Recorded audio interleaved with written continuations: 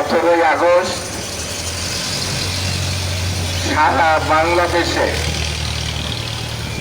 বাংলাদেশের ওয়ার্কার্স পার্টির উদ্যোগে সন্ত্রাস বিরোধী দিবস হিসাবে পালন করা হচ্ছে। আর সারা দেশে যে সন্ত্রাস বিরোধী দিবস পালন করা হচ্ছে তার অংশ হিসাবে বাংলাদেশের ওয়ার্কার্স পার্টি নারায়ণগঞ্জ জেলা শাখার উদ্যোগে এখানে আজকের এই প্রতিবাদী মানববন্ধন কর্মসূচি অনুষ্ঠিত হচ্ছে।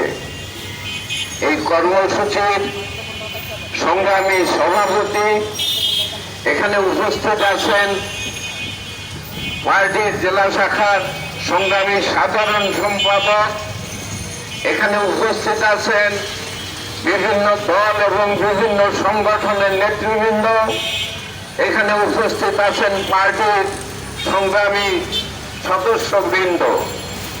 বন্ধুরা, আজকে কেন এই সন্ত্রাস বিরোধী দিবস আমাদেরকে সারা দেশে পালন করা হচ্ছে ইতিমধ্যেই আপনারা শুনতে পেয়েছেন, জানতে পেরেছেন। 1992 সাল তোপখানা রোডে ওয়ার্কার্স পার্টির অফিস, আর সেখানেই ছিল আমাদের অফিস। সন্ধ্যার সময় হঠাৎ করে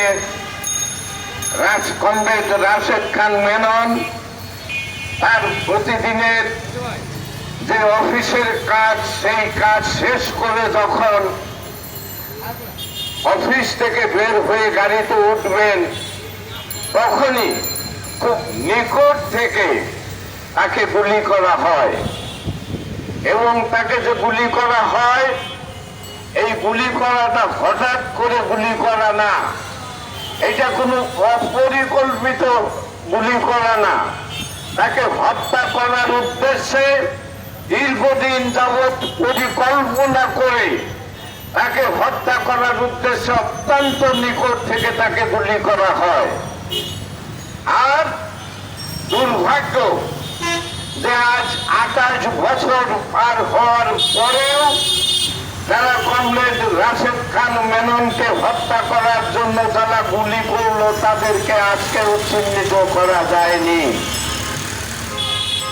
সেদিন যারা গুলি করেছিল তাদের সাথে যোগ সাজস ছিল বিএনপি জামাতের, তাদের ছত্র ছায়ায় এই গুলি এবং হত্যা প্রচেষ্টা চালানো হয়েছিল। সেই বিএনপি জামাত তাদেরকে চিহ্নিত করে নাই, তার বিচার করে নাই।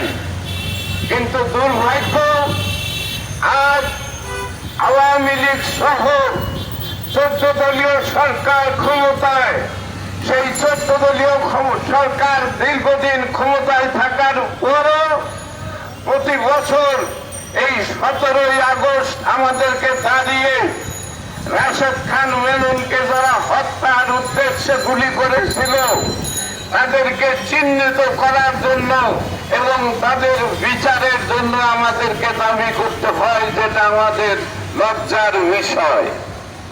আমরা তাই আজকে দাঁড়িয়ে আবারও পরিষ্কার ভাবে বলতে চাই, অবিলম্বে যারা 1992 সালে রাশেদ খান মেননকে হত্যা করার উদ্দেশ্যে গুলি করেছিল তাদেরকে অবিলম্বে চিহ্নিত করা হোক, তার বিচার করা হোক।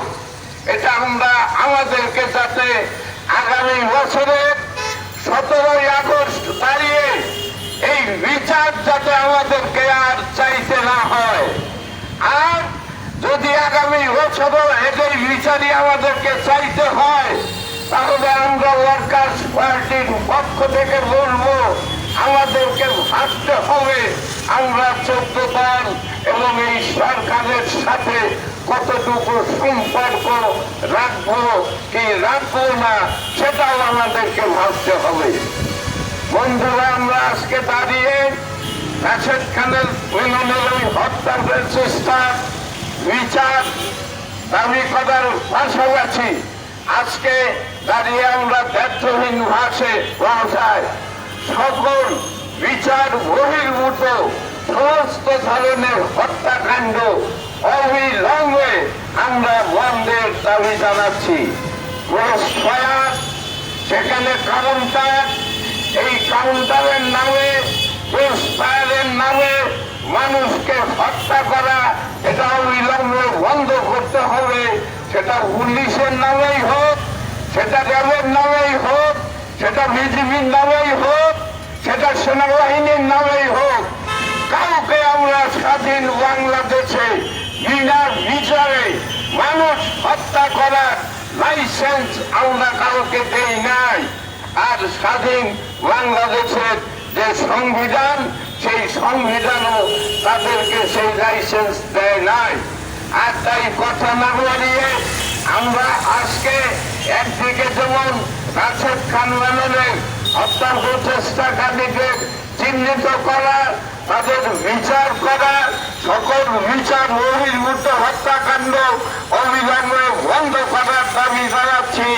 একই সাথে এদেশের যে মেহনতি মানুষ, সেই মেহনতি মানুষের যে আন্দোলন সংগ্রাম, সেই আন্দোলন সংগ্রাম চালিয়ে যাওয়ার অঙ্গীকার ব্যক্ত করে বাংলাদেশের ওয়ার্কার্স পার্টি এই মেহনতি মানুষ, শ্রমিক, কৃষক, তাদের আন্দোলন সংগ্রাম, তাদের রুটি রুজি ভাত কাপড়ের যে সংগ্রাম, সেই সংগ্রামের সাথে একাত্ম থাকবে, এগিয়ে নিয়ে যাবে, সেই আশাবাদ ব্যক্ত করে সকলকে আবার অভিনন্দন জানিয়ে আমার বক্তব্য শেষ করছি। বিপ্লব, সহজ, মেহনতি মানুষের জয় অনিবার্য।